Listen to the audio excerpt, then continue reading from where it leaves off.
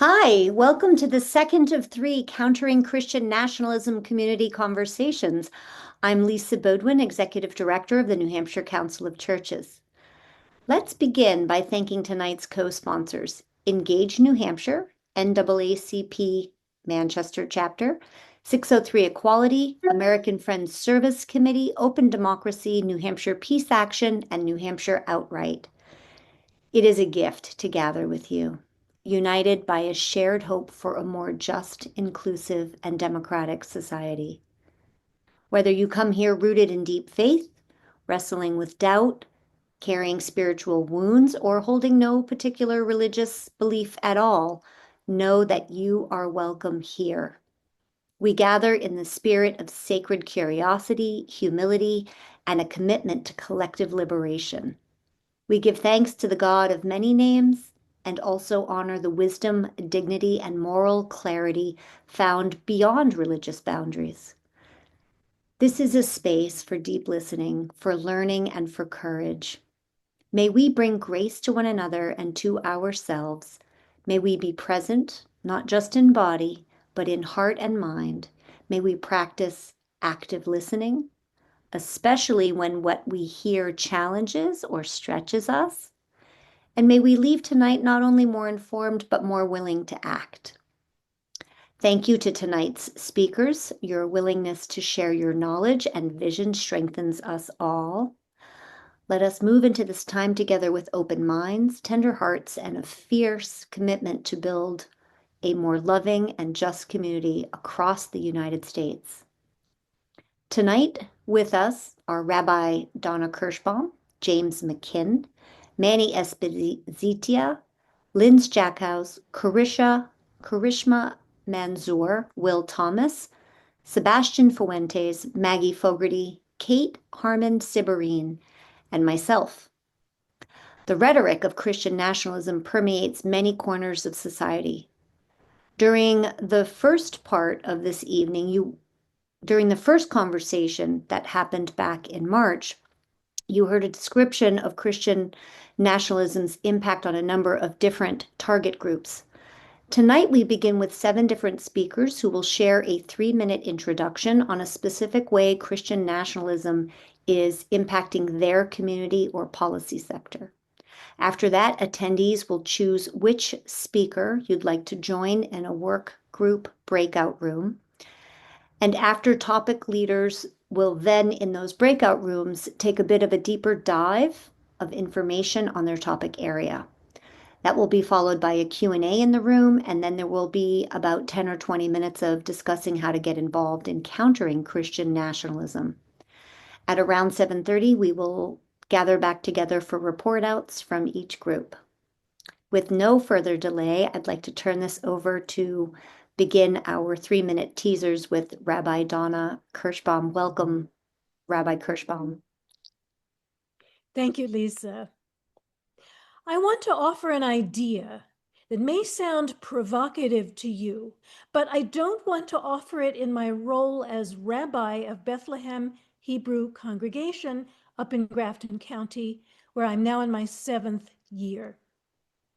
Rather, I want to speak out of my other role as a peace activist who helped establish the 50,000-member Israeli movement, Women Wage Peace, while living in Israel most of each year for a decade.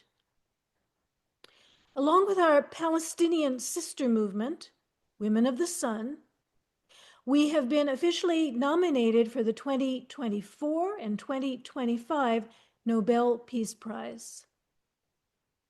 Our activism has been championed by numerous world leaders, including the late Pope Francis, who signed our 2 movements' Mother's Call last May during a papal audience in Verona, Italy, numbering 12,000. The provocative claim I want to make is that Christian nationalism, especially its narrative power, its political power, and its financial power, have directly aided and abetted an extreme Israeli political position that has triumphed, momentarily at least, over a core principle, if not the core principle of Jewish existence. Ve'ahavta et hager, and you will love the stranger. This phrase is repeated no less than 36 times in our holiest book, the Torah. If you haven't had an opportunity to examine the long reach of Christian nationalism into the messianic nationalism that's currently gripping the state of Israel, I hope you'll consider joining me in the breakout room I'll be leading on the old and the new anti-Semitism, one of the bitterest fruits of a tree planted in the deadening soil of supremacy. It's my honor to pass the microphone to James McKim.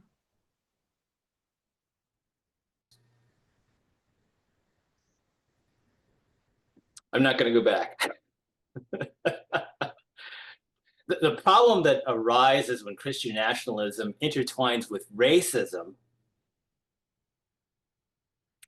is complex. Historically, Christian nationalist rhetoric has been used to justify racial hierarchies, starting with slavery here in the United States, and exclude people of color from full participation in society. It has often supported policies that privilege white European-descended people as the rightful cultural and political leaders of the nation, while framing others, immigrants, Black Americans, Indigenous people, and non-Christians, as threats to a divinely ordained order. Christian nationalism tends to promote a version of Christianity that ignores the diversity of the global Christian community and disregards the teachings of many faiths of justice, humility, and love of neighbor. It replaces inclusive message of the gospel with the narrative of power, control, and exclusion. As we've seen, racism within Christian nationalism is not always overt.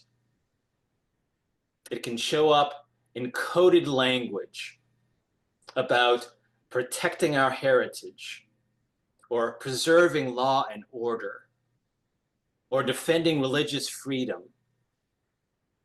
which in practice have often been tools to resist racial justice efforts, to suppress voting rights, to oppose movements for civil rights. In short, Christian nationalism distorts both Christianity and democracy. And when mixed with racism, it becomes a powerful force that undermines the dignity and equality of all people, particularly those from marginalized racial and religious groups. So as the plug for my breakout, we'll be touching upon some of these concepts and talking about organizations who are fighting in various ways to bring back the dignity and equality of all people, particularly those from marginalized and racial groups.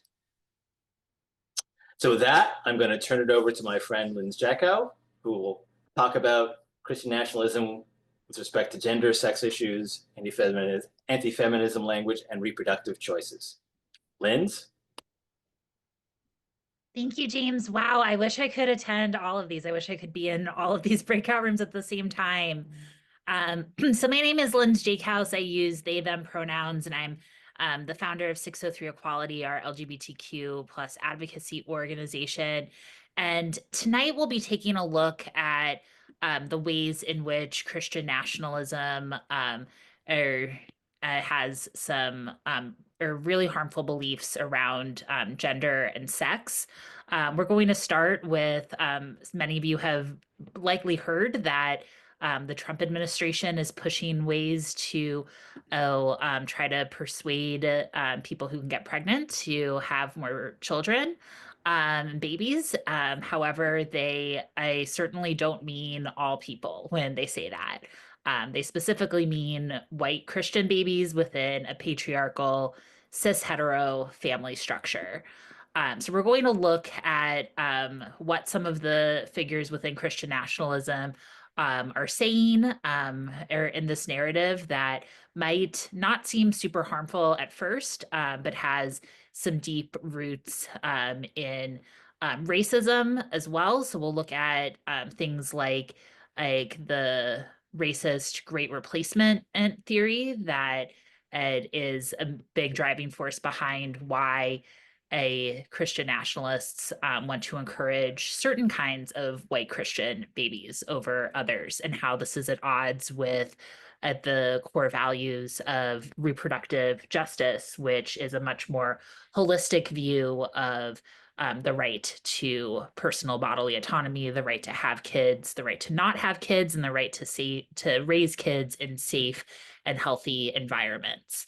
We'll look at or why some statements by J.D. Vance about parents possibly needing more votes per each of their kids is not happening in a random sexist vacuum, but is a core part of the Christian nationalist agenda. We'll look at some data backing up these trends and or showing some proof behind these connections. And then we'll also look at some of the softer forms of propaganda that might not seem as harmful at first and are couched in a lot of fake choice feminism language, things like the trad wife trends on TikTok, and other propaganda that is pushing a softer and less political on its face or version of anti-feminism that is driven by Christian nationalism.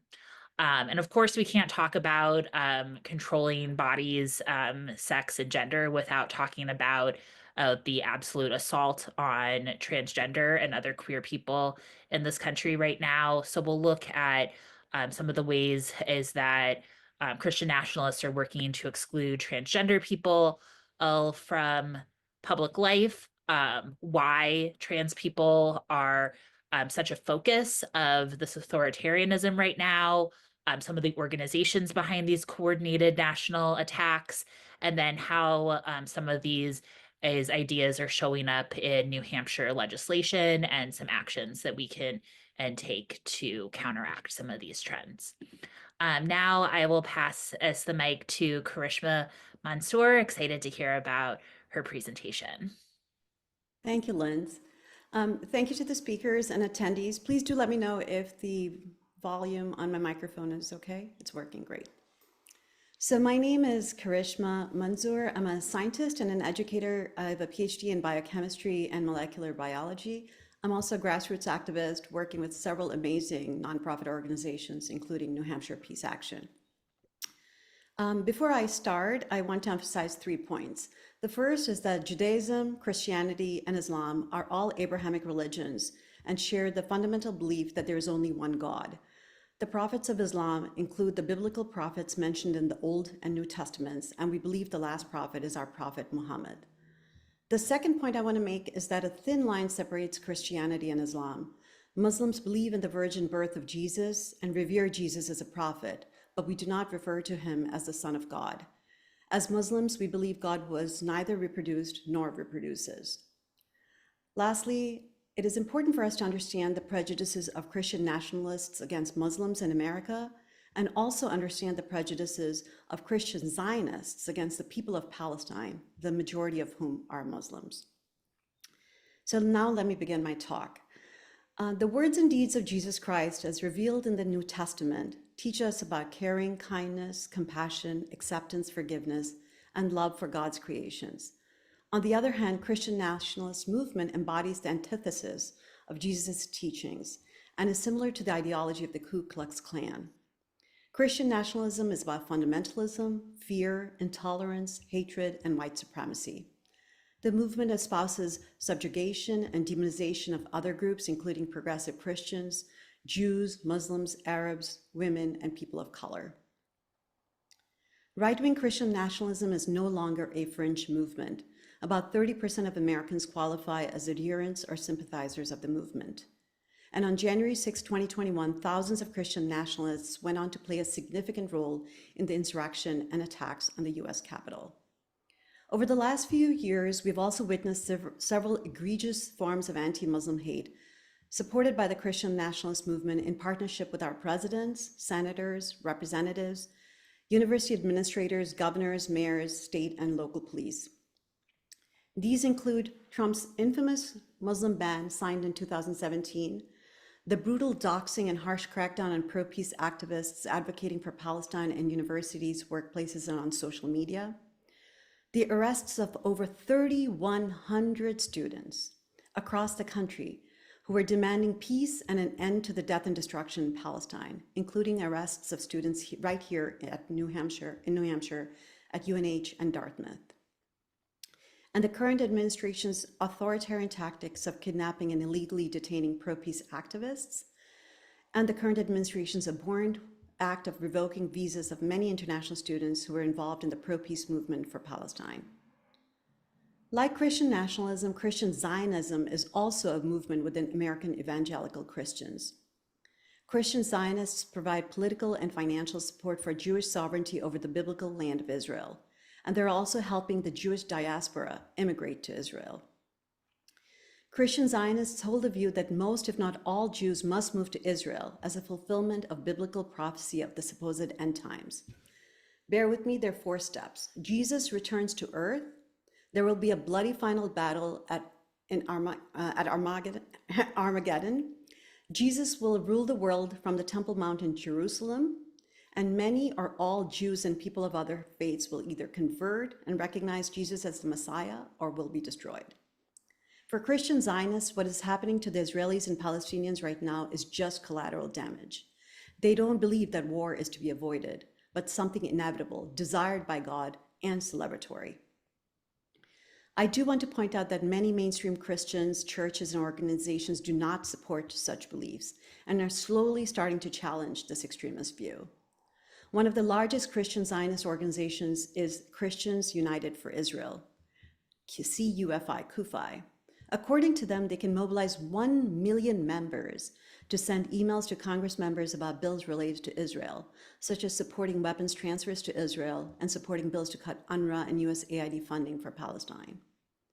In conclusion, for nearly 250 years, millions of Americans have fought to protect democratic principles at home and abroad.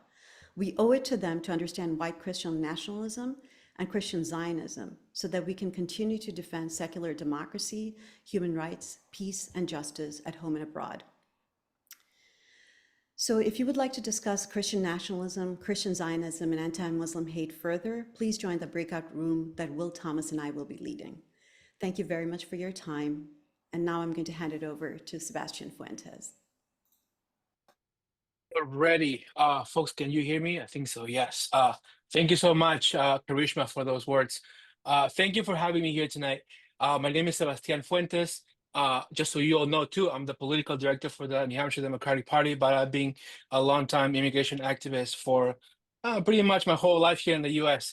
I'm just so excited to be here and also share a space in the workshop that we're going to be doing later with one of my mentors, one of my favorite people in all of immigration work in New Hampshire, which is my friend Maggie Fogarty from the AFSC.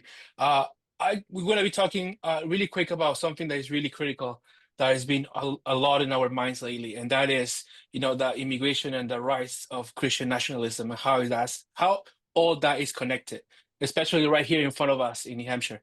Immigration. The truth is, and I don't think I'm breaking news with you all, is that, this call about immigrants, what's happening, that we are hurting this nation.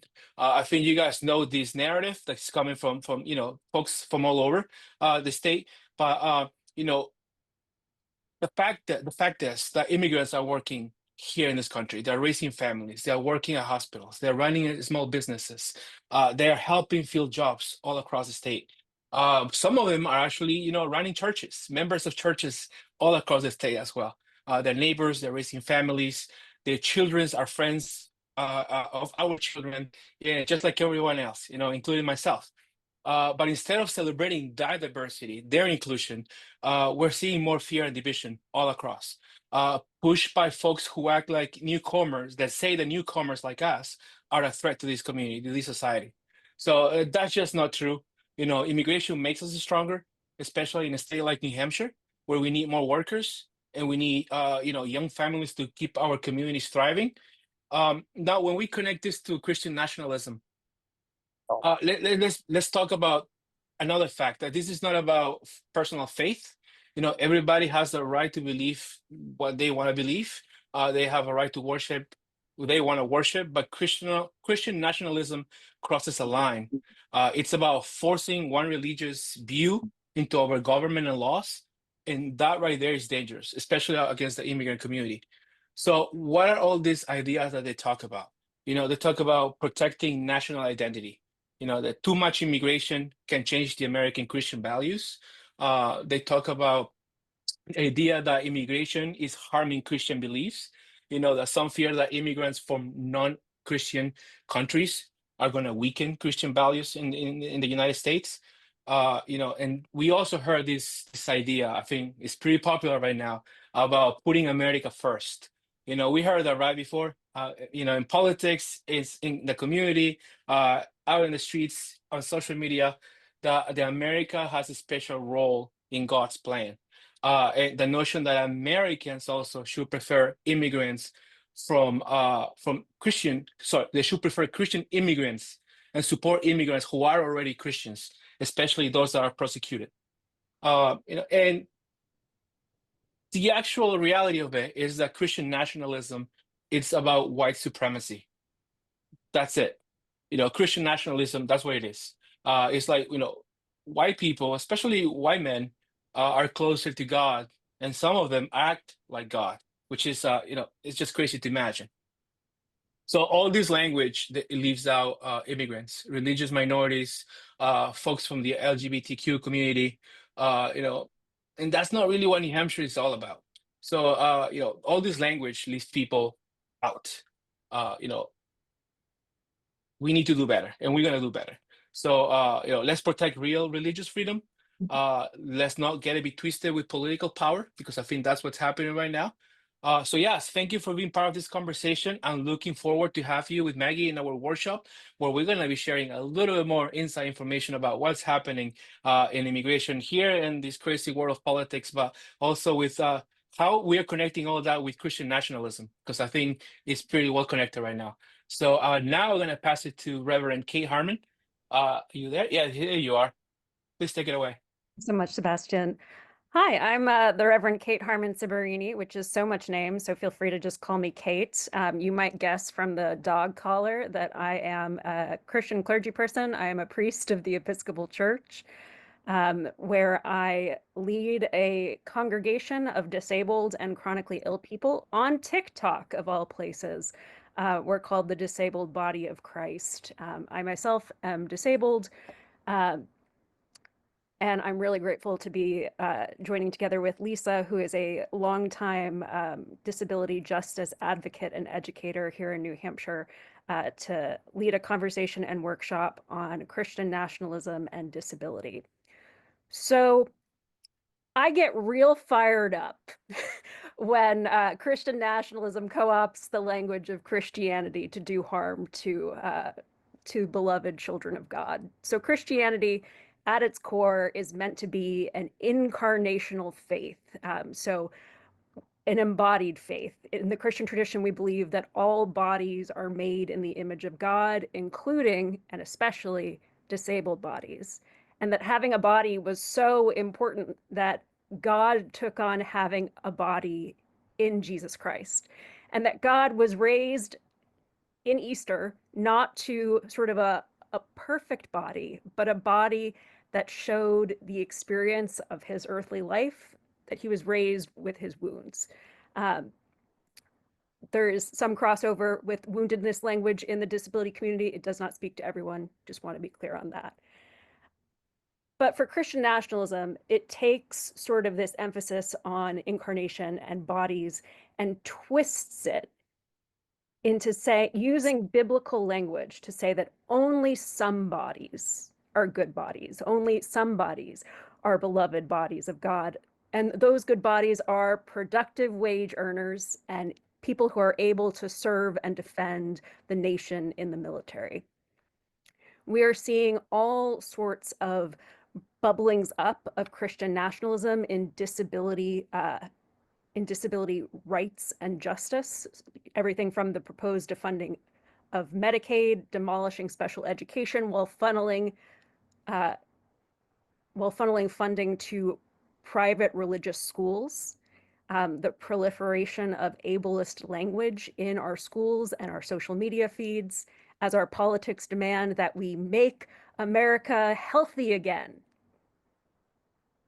There is no place, like, I just need to be very honest. There is no place for the disabled in that America. So we're going to look together at what's going on in our country, what's going on in Christian nationalism, and what Christianity, actual Christianity, has to say about some of that. Looking at things like the Ordo Amoris, which many of you may have heard J.D. Vance talk about, sort of this ordering of love. You know it's bad when you convert to a religion and then two popes are like, you're doing it wrong. This ordering of love, which is so dangerous, versus the story of the Good Samaritan, you know, that question of who is my neighbor? Who am I called to love? Then looking at sort of this American prosperity gospel, of which Christian nationalism emerges out of, compared to the paralyzed man being lowered by four friends through the roof to be with Jesus, as a testament to community being necessary for the work of shared accessibility, that shared liberation in community is always the goal. And then the Imago Dei, the image of God, versus this capitalist productivity and the military-industrial complex. Because Christian nationalism, it's one of its primary tasks is displaying and portraying disabled people as less than fully human. And as a church and as a society and as good people everywhere, we are called to do that incredibly vital work of lifting up disabled voices and perspectives and proclaiming together the dignity and belovedness of all disabled people. So if you're interested in doing a conversational deep dive in the intersection of disability and Christianity, come hang out with Lisa and I in room 7. And now back to Lisa with some logistics. Yes, logistics. So one logistics is that Sandra Rice Hawkins is not feeling well and could not join us tonight. So Zoom room 6, please do not choose Zoom room 6 because Sandra is not there. And while I'm marginally technically functional, I could not erase her Zoom room without having to restart over again. So I want to thank all of our speakers. The intros were thick and robust teasers. It's a hard choice. Can everyone see in the chat that there are Zoom rooms and the numbers and names with people? So I'm going to open up the Zoom rooms. I would like to ask our topic leaders to please find someone who can take some notes so that when we're doing the report out, we can hear about what people are thinking about doing after tonight. I will also remind everyone that we are having a third Countering Christian Nationalism conversation in September or October. We're not going to ask anyone to show up in the summer. And we had 150 or so registrants. And we will be able to come back together at 7:30 you all are going to have some really excellent, juicy conversations because the Zoom rooms are going to be more intimate than registration led us to believe. So please take a note. Please have a note taker. And we will see you back here at 7:30. And we are not hitting Zoom in the breakout room so that people can have a freedom to express themselves fully without concerns about videotapes showing places that might get listed. There's Lisa. Hi, everyone. Hi. How exciting. I hope everyone had as great a time in your breakout room as we did in ours. I see a lot of smiling faces. So, let's see. I think we'll start at the top and go to Rabbi Kirshbaum. And Rabbi, did you have a note taker? Do you have someone who would like to report out on your group and any actions anyone is considering taking? We dove in. I'm sorry, and I didn't assign one, but I've just asked Alyssa if she'd be willing to be put on the spot. Oh, okay.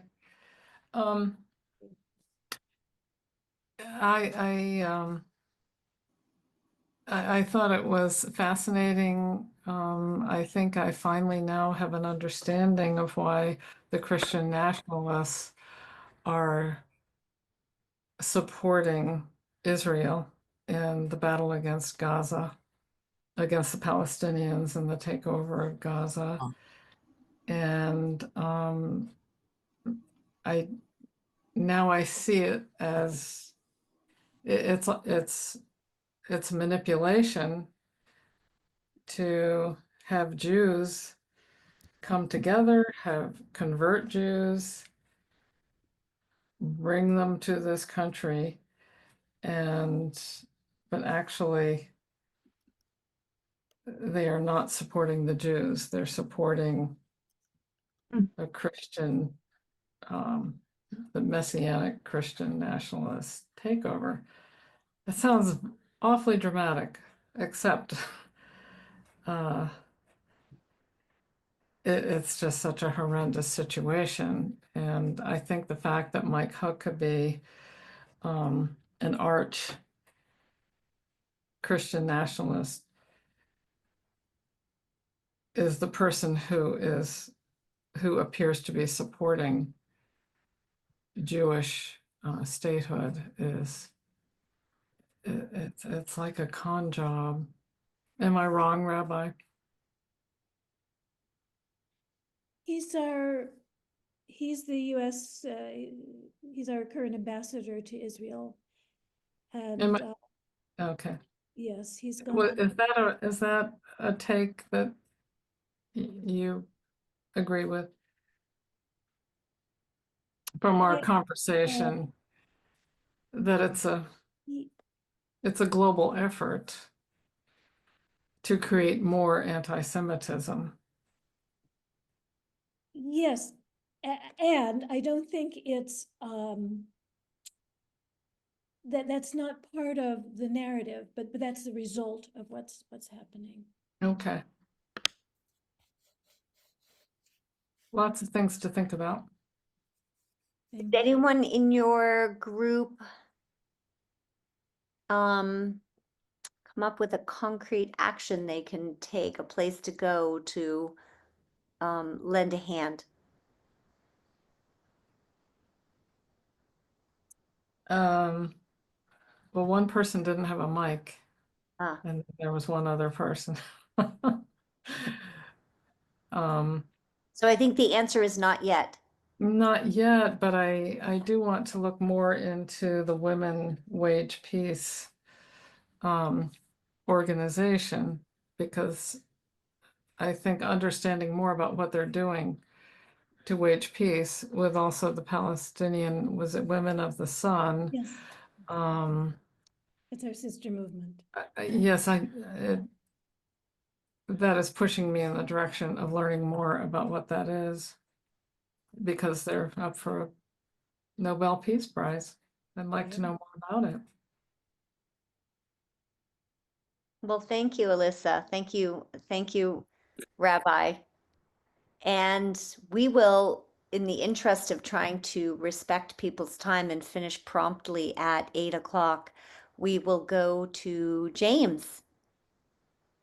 James, do you have a note taker or someone who would like to report out for your group? We did have some good, excuse me, some good conversation, and I think Yves has agreed to share a few thoughts from the group. Yep. Thank you, James, for facilitating the conversation. We had a fruitful conversation.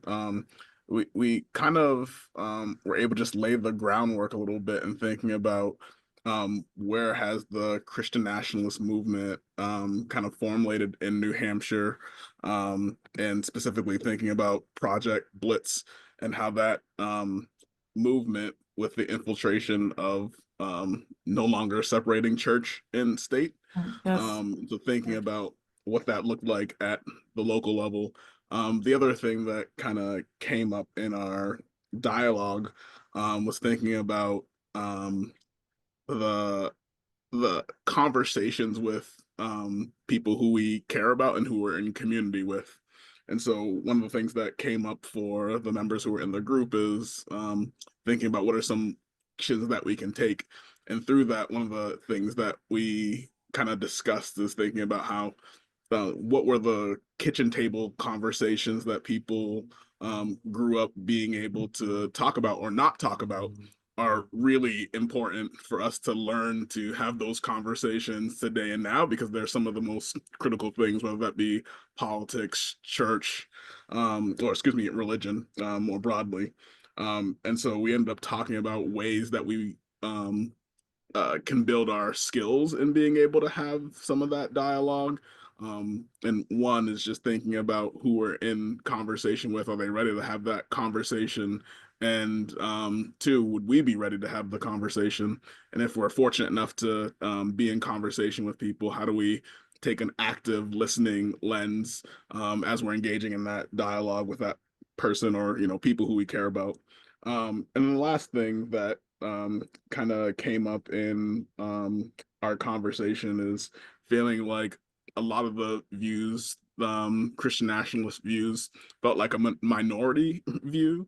And so thinking about how are we able to, who are in the majority with our views, how are we able to kind of infiltrate broader systems to have that permeate more than that minority view? And so some of the action items that we have is one, just thinking about those conversations, who we want to have those conversations with and how we want to prepare for those conversations. And then there were also a list of organizations that were shared that if we want to have some additional follow-up. Thank you.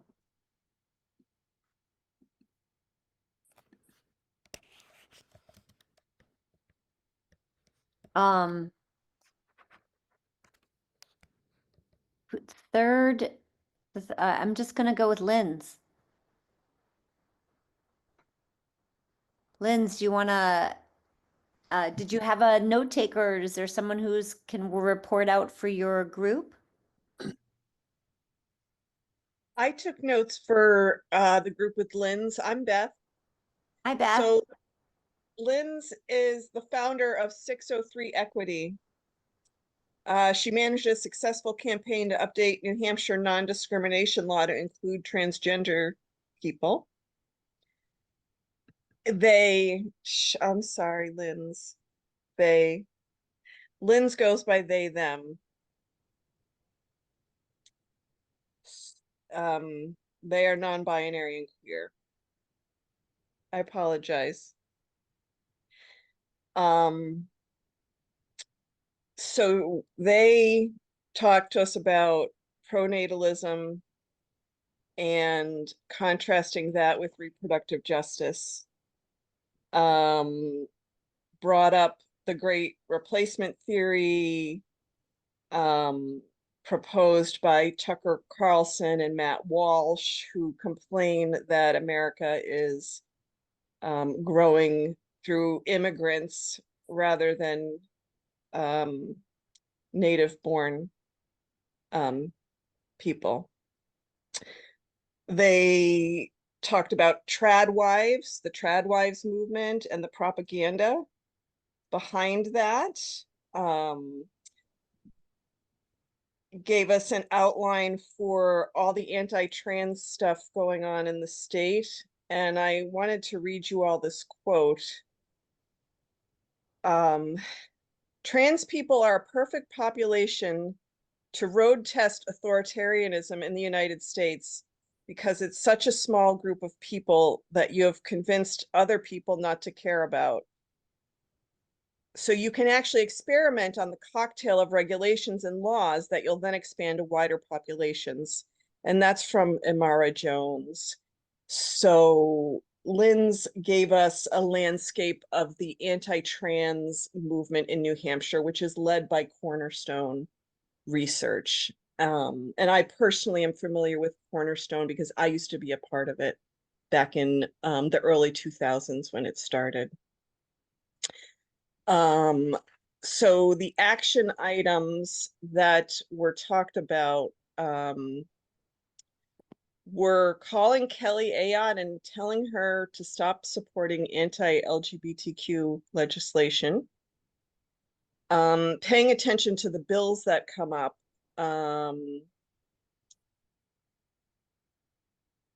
that are anti-LGBTQ. If you don't know, you can go online and oppose bills as they come up.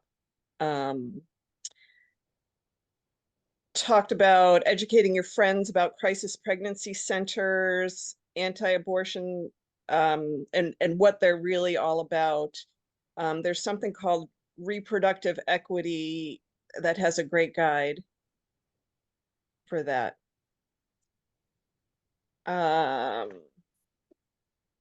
So that is those are just a few notes that I made. Thank you so much. What an excellent overview. Moving right along, Karishma, was your group able to have a note taker? And is there anybody who would like to report out? Okay. So I did take notes, so if you don't, unless anyone else wants to go, but Will actually looked up how many Christian nationalists are in each state, and places like North Dakota, 50% of the population identify as Christian nationalists. In New Hampshire, it's 26%. So that's not really good either. And Will did a really good job of letting us know that there are 2 churches in New Hampshire that are part of this Christian Zionist movement that supports CUFI, the Christians United for Israel. So one is called the World of Life Christian Fellowship. It's a church in Concord. And there's also some CUFI churches in Dover and Bethlehem that he found out about. Jen in our group talked a bit about a group called We the People in New Hampshire. And I have seen their t-shirts. I actually never investigated, but Jen has done a fantastic job of following up on them. Their group numbers 10,000 here in New Hampshire. And they are very much talking about words of like constitution and liberty and freedom. And then covering it up with basically with a message of maybe hate or supremacy. So it's actually something that we should look at. And then Rosalie brought up with the number of disinformation and misinformation out there, how can we even counter it? And especially when it's coming from the perspective of religion. How do you counter God? How do you counter Bible? That's an interpretation. But and then let's see. We also talked a little bit about the impact of Christian nationalism and Christian Zionism on foreign policy, but not on Palestine. But 6 countries have been invaded by United States, either directly or through proxy wars in the last 25 years. And they all had to do with connections to Israel or to the Palestinians. And it's really terrible. So it's impacting us at a lot of levels. I did put in a list of documentaries because we can only counter this huge movement through information, education, and reaching out. Like Jen said, she's trying to reach out to people, even if just in case they are reachable, which I applaud. So I did put a bunch of documentaries, but there are many more. And then we also talked about sources of information that we can actually trust and not just the mainstream media. And so I also put in a list of sources like The Intercept, The Guardian, etc. And then Robert is a pastor, and he said, how do we counter words like anti-Semitism if we are talking about peace and somebody tells us we're being anti-Semitic? And also, how do we talk about Palestine without making one group upset, or talk about Israel without making another group upset? And I thought those were we had very nice discussions about those. We don't have any action item. Sorry, I forgot to do that.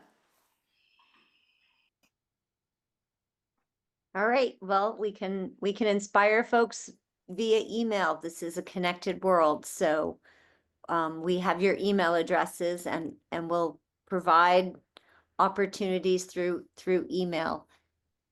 And after Karishma, we have Sebastian and Maggie. Yes, thank you, Lisa. We nominated the amazing photographer activist, Ms. Becky Field. Becky, please share your notes with us. Okay, here I go. I think I had about 3 pages of notes, but I'll be short.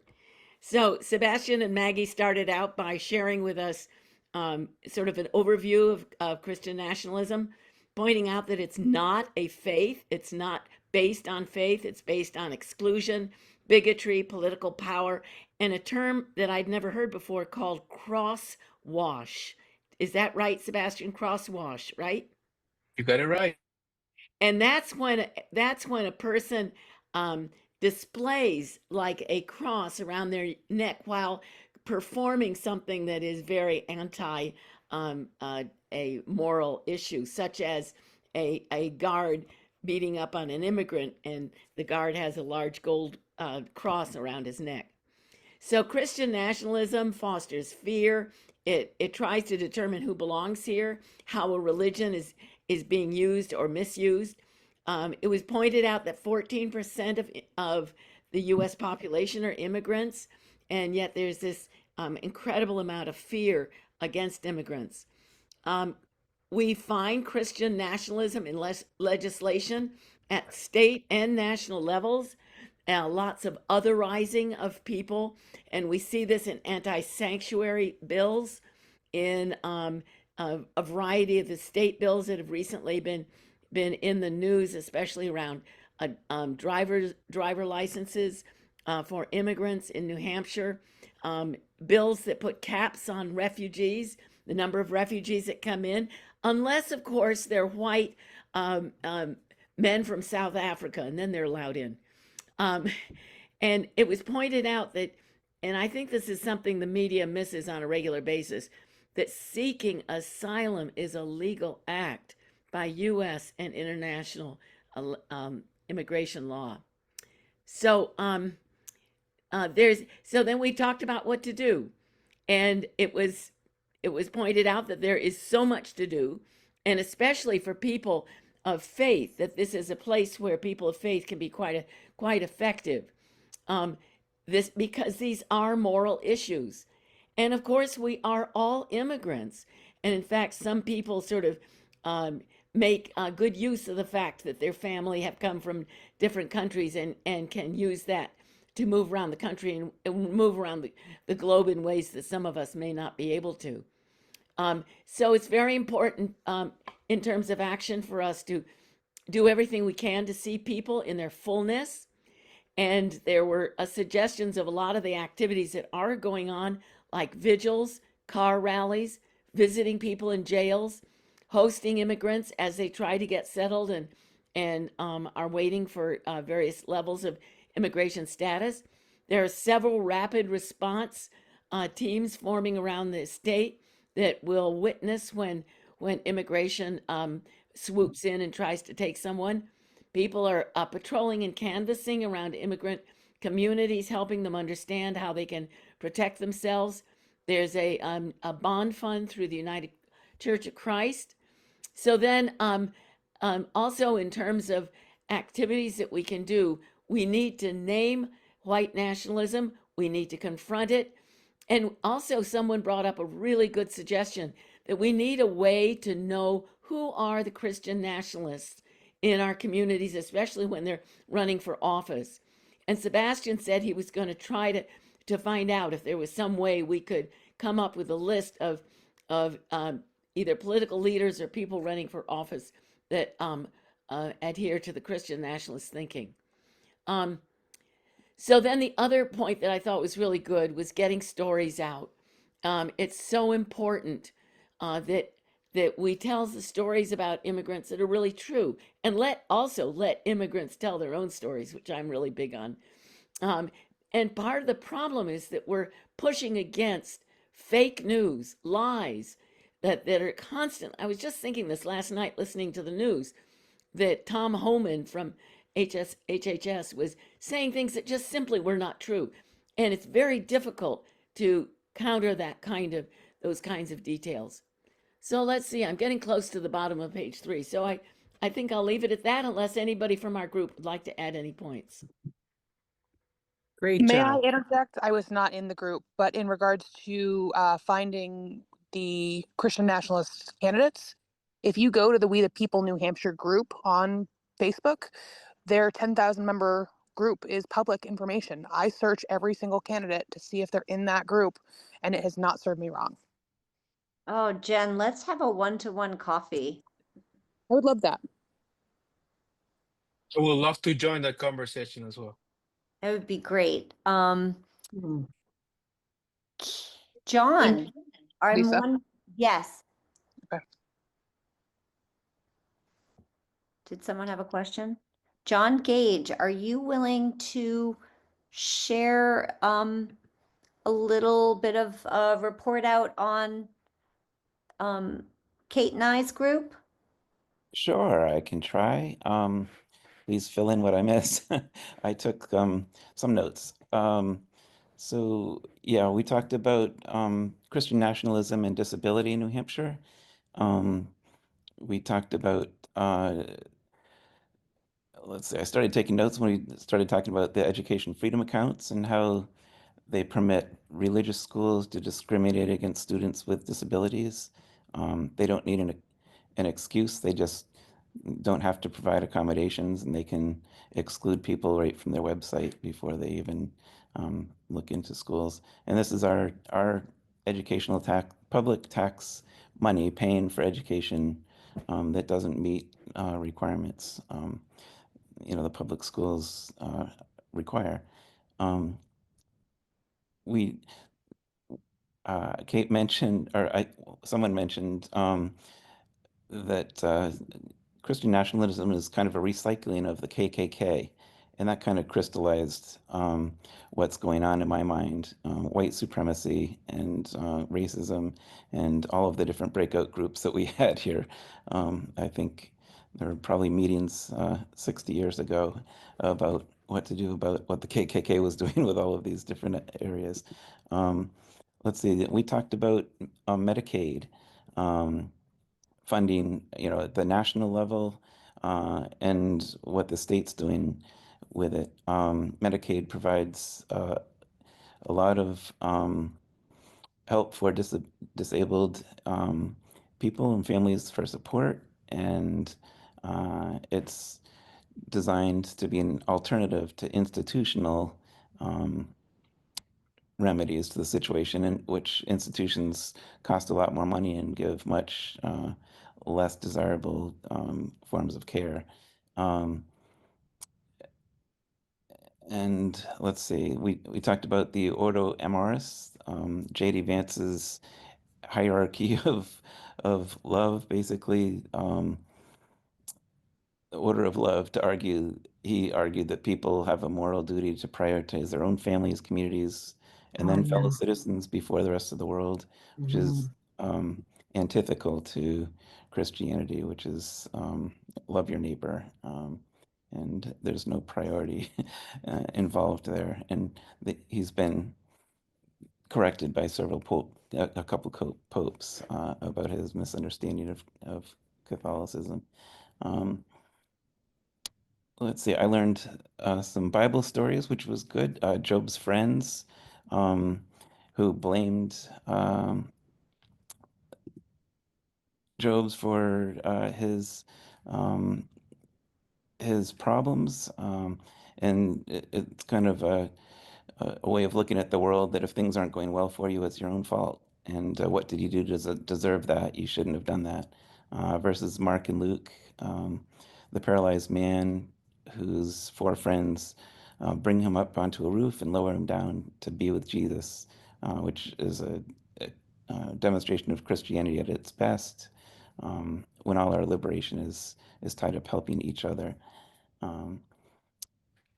And let's see, we talked about the history of rights after civil rights. The federal government started doing things to protect people with disabilities, and an action to take is protecting Medicaid, calling the governor, and you can Google strategies for disability equity. Basically, the message is we don't want any cuts to Medicaid at all. What is your plan to protect it? And it's saving the state a lot of money as opposed to privatizing the services that Medicaid offers. And I may have missed some things. We talked about a lot. Kate, you can fill in anything that I missed. That was great, John. And I included the link for disability strategies, Hands Off Medicaid, Lisa's incredible organization, and their wonderful work with a very direct action, which you can do whenever you have a free moment to advocate for this really vital service that so many people in our state benefit from. We are winding down. We are going to run a little bit over 8 o'clock. I appreciate your patience. I wanted to mention that there has been an idea brewing at the Council of Churches and within the Countering Christian Nationalism's coalition. And we know that there are rapid response teams in different corners of New Hampshire working with different protecting different constituent groups. One of the things that we have been thinking about is how do we support people to build a community education hub? And I would offer, house it at churches, right? The Council of Churches has 300 churches. That would be incredible if we had community education hubs. And they could identify and respond to Christian nationalist rhetoric and attempts at codifying it at their local level. So when Proud Boys are showing up at school board meetings in Nashua, we have a community education hub who sounds the alert to the networks that they've built both horizontally and vertically to have a rapid response to that, and to be able to, and then to also be able to proactively push back against that rhetoric at a local level, to name it when they see it, to name hatred. And that's not to preclude folks from joining Manchester NAACP or joining existing organizations.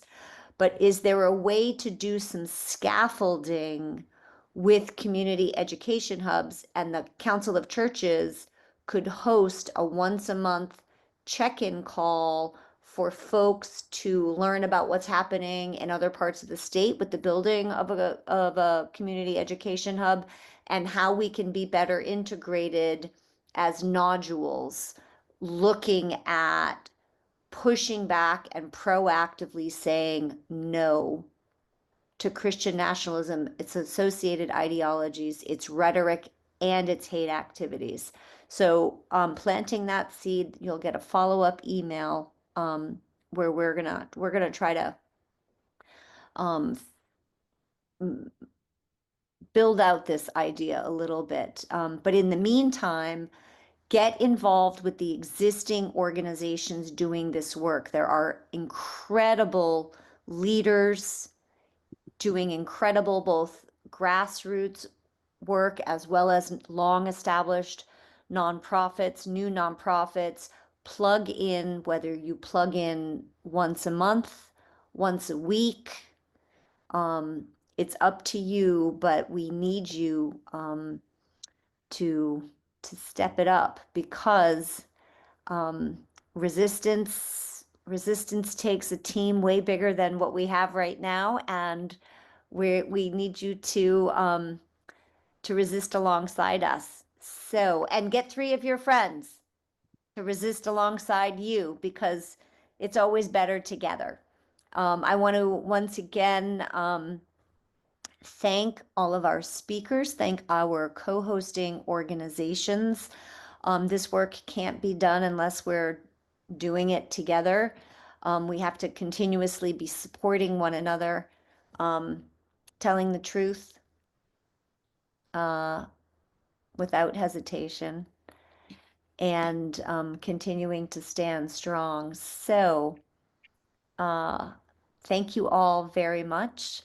There will be a follow-up email with materials, whether they're going to be slides, there's going to be lists of documentaries, organizations that you can plug into, and I think that is it, everyone. Thank you, Lisa, for your leadership. Yes, thank you very much.